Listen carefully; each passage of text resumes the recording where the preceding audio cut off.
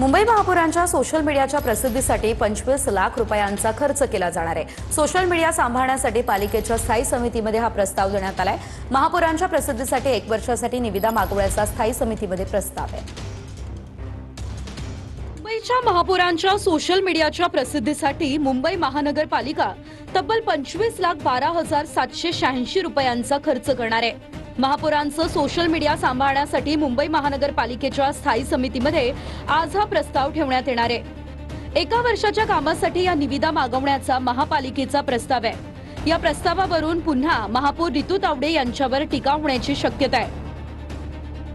मुंबई महानगरपालिका अधिनियम 1888 मधील कलम 69 क च्या सुधारित तरतुदीनुसार या निविदा काढल्या जाणार असल्याची माहिती आहे। याआधीच मुंबई महापालिकेचा स्वतःचा जनसंपर्क विभाग आहे। या विभागात गलेलठ्ठ पगार घेऊन काम करणारे जनसंपर्क अधिकारी आहेत। त्यांच्या मदतीसाठी कंत्राटी तत्वावर काम करणारी स्वतंत्र यंत्रणा आहे।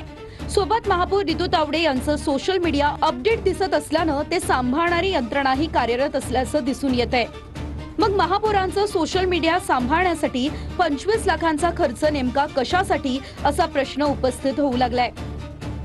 महापौरांचं सोशल मीडिया सांभाळण्यासाठी जास्तीत जास्त 3 व्यक्तींची गरज ही भासू शकते। यामध्ये एक कंटेंट रायटर, एक व्हिडिओ एडिटर आणि एक ग्राफिक डिझायनर अशी टीम पुरेशी आहे। प्रत्येकी 30,000 रुपये मासिक वेतन आणि पोस्ट बूस्ट करण्याचा खर्च असा एकूण महिन्याचा 1 लाख रुपये खर्च होऊ शकतो। हे 3 कर्मचारी मिळून सर्व सोशल मीडियावरती दिवसातून किमान 10 पोस्ट सहज करू शकतात।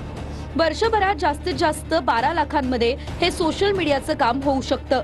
असं असताना 25 लाखांचा खर्च का?